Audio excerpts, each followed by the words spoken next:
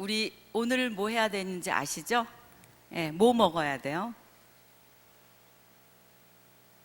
오늘 그냥 오셨어요? 뭐 잡수실 준비를 하고 오셨어야 되는데 오늘 뭐 먹을 차례예요?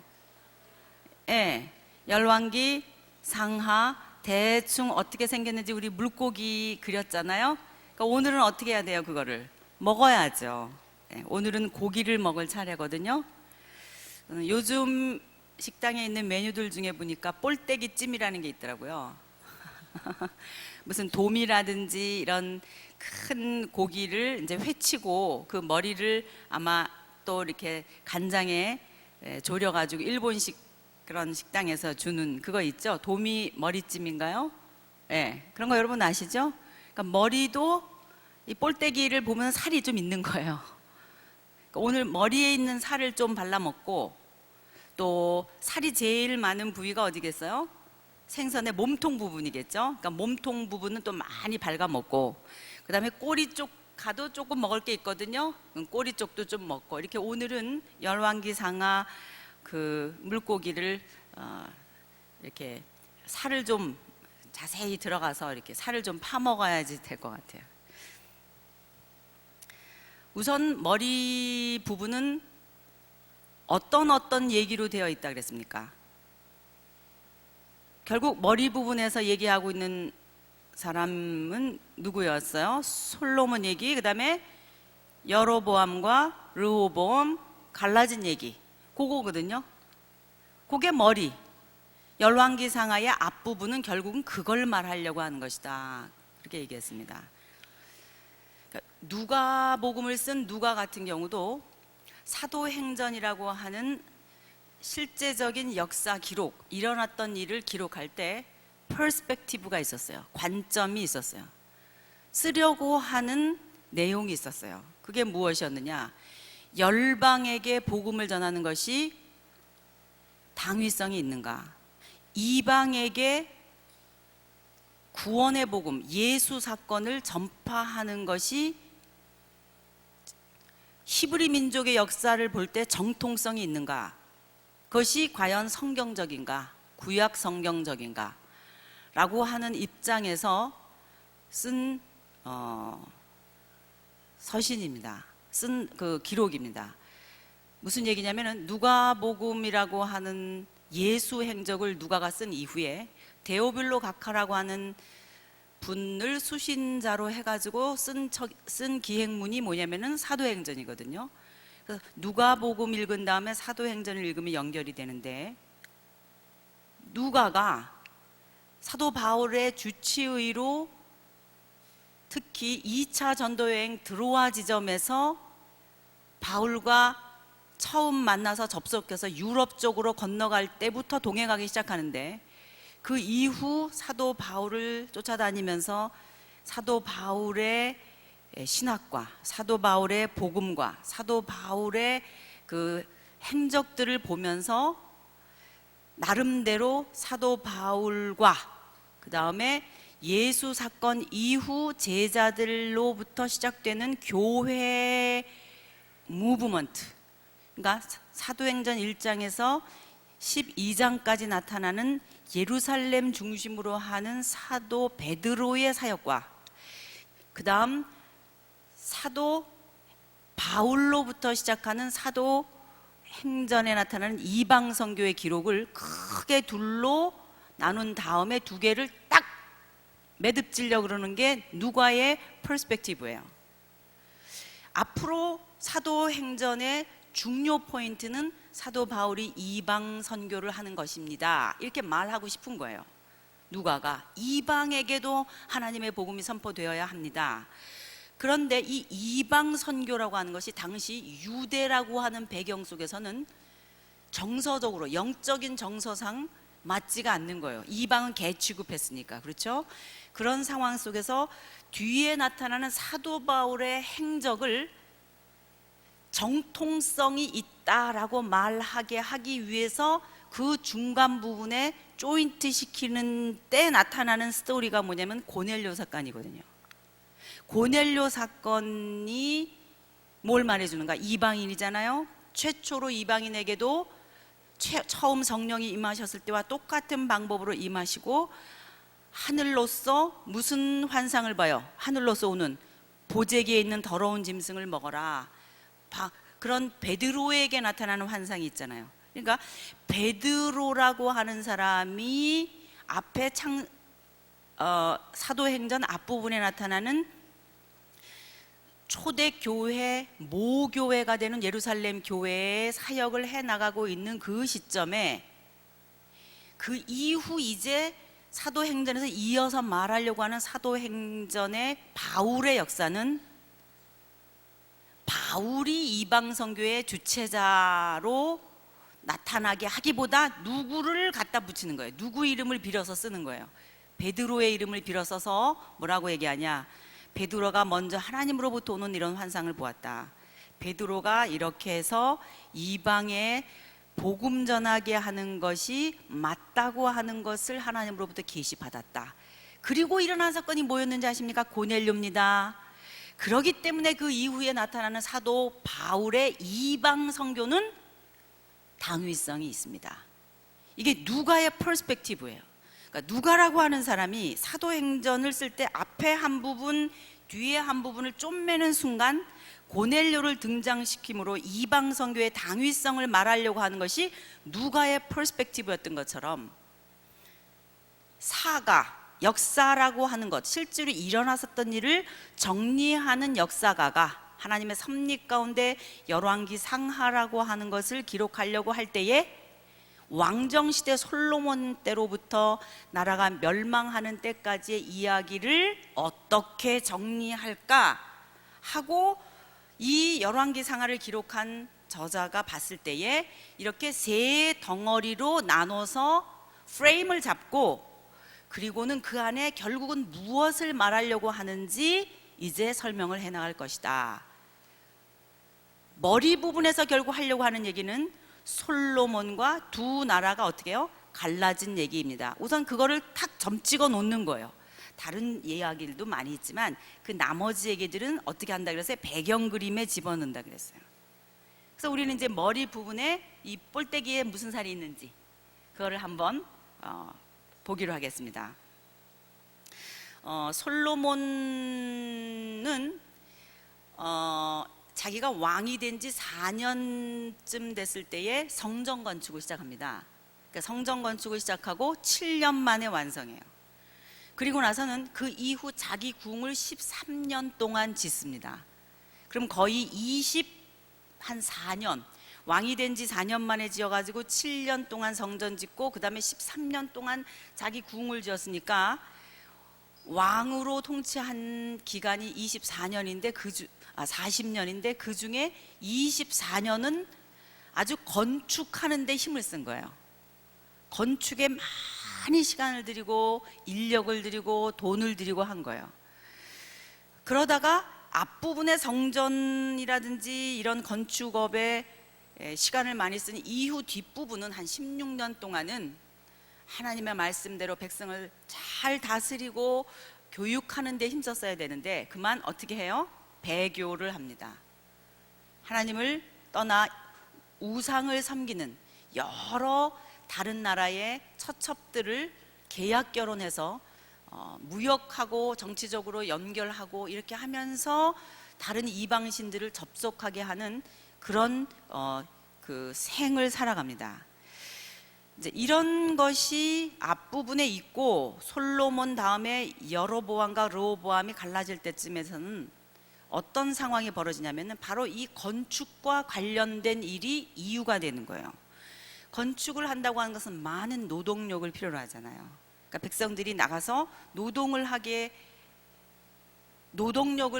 탈취한 거예요.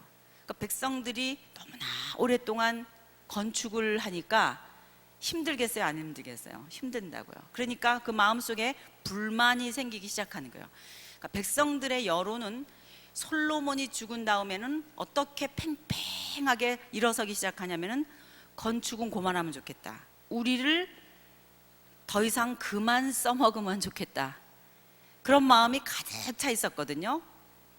그런데 이런 솔로몬의 건축과 함께 백성들의 마음속에 생긴 이것을 사실은 솔로몬이 잘 읽었어야 하고, 자기가 힘들여 성전도 건축하고 자기 궁도 건축하고 무기또라고 하는 건축 요새도 건축하고 뭐 여러 그 건축을 하고 난 다음에 자기가 이렇게 되돌이켜 봤을 때, 아, 이제 다음부터는 이렇게 해야 되겠구나, 이렇게 했었어야 되는데 하나님을 이미 떠났습니다. 그 이후 솔로몬의 아들이 누구? 르호보암이 왕으로 계승하게 되는 순간에 드디어 그동안 지하 속에서 골마 있던 여론들이 터진 거예요. 어떻게 터졌냐면은 누가 나타났습니까? 여로보암이라고 하는 사람이 나타난 거예요. 보암, 르호보암, 여로보암. 그러니까 라스트 네임이 보암인 것 같아 갖고, 보암은 형님, 여로보암은 형님이고 르호보암은 동생인가 보다, 그렇게 생각하면 안 되죠. 여로보암은 누구였습니까? 솔로몬의 그동안 건축을 할 때 백성들의 노동력을 관리했었던 노역 담당 보좌관 같은 사람이었다는 거죠. 특히 요셉 지파의 노동력을 감당하는 사람이었어요. 그러면 여로보암이 백성들을 상대로 해서 일할 때 백성들이 지금 솔로몬에 대해서 무슨 마음을 갖고 있는지 알 거 아니에요. 솔로몬에 대해서 반감을 갖고 있단 말이에요. 여론이 점점 그렇게 된다는 걸 알고 여로보암은 무슨 생각을 했겠어요? 야, 이 백성들의 마음을 내가 돌려야 되겠구나, 나한테로. 이런 마음을 가지면서 물밑 작업을 하는 거예요. 어떻게 물밑 작업을 하냐? 솔로몬이 이렇게 일시키게 하지만은 사실은 나는 여러분하고 마음이 똑같습니다. 노동력 고만 탈주해야 되는데, 여러분 오늘 10시간 일하는 거지만 내가 오늘 3시간 일해도 10시간 일했다고 쳐줄게요. 예를 들면 이런 식으로 백성들의 마음을 어떻게 하는 거예요? 사는 거예요. 그럼 백성들이 여로보암은 참 좋은 지도자다, 이런 생각을 하겠죠. 그러고 있는 상태에서 어떤 일이 일어나느냐 하면은 르호보암이 왕으로 계승하게 됐다, 이 말이에요. 근데 이 여로보암이 솔로몬에 대해서 이렇게 그 반역적인, 솔로몬을 반대해서 백성들의 마음을 산다고 하는 것을 솔로몬이 읽어요. 그래서 나중에 여로보암을 어디로 쫓아냅니까? 에집트로 쫓아내요. 그래서 에집트에 귀양살이 갑니다. 에집트로 이주해요. 이주해서 살아요, 여로보암이. 그럼 에집트로 이주해서 살면서도 여로보암은 계속 자기와 연결하는 끈앞풀들이 있는 거예요. 계속 연락합니다. 우리 식으로 말하면 이메일도 보내고 핸드폰으로 전화도 하고 이런 식으로 연결을 해가지고 이방의 에집트에 있으면서도 북방 이스라엘의 특히 장로들, 족장들, 이런 사람들과 연결해가지고 지금 이 나라가 어떻게 돌아가고 있는지 막 하고 있는 거예요, 물밑 작업을. 그런데 이 나라가 지금 어떻게 돼가고 있대요? 그 솔로몬 다음에 어느 왕이 돼간대요? 르호보암이 왕으로 되어가고, 지금 르호보암을 왕으로 세우는, 세겜에서 왕으로 세우는 막 그런 역사가 막 일어나고 이제 그런 D-Day가 온 거란 말이에요. 그때 여로보암이 나타나는 거예요. 에집트에서 올라오는 거예요. 올라와서 드디어 정면으로 르호보암 앞에 나아가서 얘기하는 거예요. 어떻게 하시겠습니까? 계속해서 이런 식으로 우리를 통치하시겠습니까? 아니면 우리를 좀 놓아주시겠습니까? 그랬을 때 르호보암이 소년들의 어드바이스를 듣고 한 이야기가 뭐예요? 우리 아버지가 새끼 손가락만큼 일 시켰으면 나는 뭐다? 허리통이다. 우리 아버지가 채찍으로 여러분들을 징치했으면 나는 전갈로 하겠다, 또는 새채찍으로 하겠다, 이렇게 더 강경책을 얘기하는 거예요. 그때 10지파의 사람들은 이렇게 중요한 얘기를 해요. 그때 나오는 굉장히 중요한 어구가 있습니다. 그게 뭔지 아십니까? 우리가 누구의 집과? 그렇습니다. 우리가 다윗의 집과 무슨 상관이 있느뇨? 이게 굉장히 큰 말이에요. 우리가 다윗의 집과 무슨 상관이 있느뇨? 이 말은 무슨 말이냐면 다윗의 혈통을 조차 흘러내리고 가고 있는 왕조에 반역하겠다. 우리는 더 이상 다윗의 혈통을 조차 흐르는 왕권에 종속되어 백성으로 살지 않겠다. 이렇게 얘기한 거예요. 그리고 이렇게 얘기합니다. 다들 너희 족속에게로 너희 지파에게로 돌아가라. 이건 뭐예요? 다윗에게서 떠난다는 말이에요. 이 시점에서 우리가 생각할 것은 뭔가요? 본래 다윗 왕조는 처음부터 반죽이 하나라 그랬어요. 두 지파, 열 지파가 뭉친 거라 그랬어요. 뭉친 거라 그랬어요. 본래가 이렇게 통일한 거거든요. 근데 이거를 누가 읽었어야 되냐? 솔로몬도 읽었어야 하고 르호보암도 읽었어야 해요. 그러나 그걸 읽지 못하고 백성들의 반감을 사게 되는 정치를 하게 된 거예요. 그때 열 지파는 따로 떨어져 나가겠다는 거예요. 그래서 그만 금이 간 상태에서 붙은 이 두 그룹이 다시 망치로 내려친 것 같이럼 통 하고 떨어져 버린 거예요. 그게 뭐예요? 북방 이스라엘과 남방 유다가 어떻게 돼 버렸어요? 갈라져 버렸다고요. 우리나라 남북한처럼. 그래서 갈라져서 북방은 나라 이름을 뭐라고 지은 거예요? 이스라엘. 남방은 유다. 이제부터 나라 이름이 몇 개가 된 거예요? 2개가 된 거예요. 그래서 이렇게 머리 부분에서 갈라진 이 순간에 여러분이 이제부터 성경에 나타나는 이스라엘이 또는 유다가 이렇게 나왔을 때는 나라가 갈라진 이름의 이스라엘이라고 생각해야지 전체 이스라엘을 말하는 걸로 읽으면 헷갈리는 거예요. 그렇죠? 이제부터 북쪽은 뭐라고 말해요? 북방 이스라엘, 남쪽은 유다. 그러니까 열왕기상하 전까지 솔로몬 때까지는 이스라엘 그러면 뭐를 말해요? 통일 왕국 전체를 말하지만 여로보암과 르호보암이 갈라지고 난 때부터는 이스라엘이 그러면 얼른 뭐가 생각나야 돼요?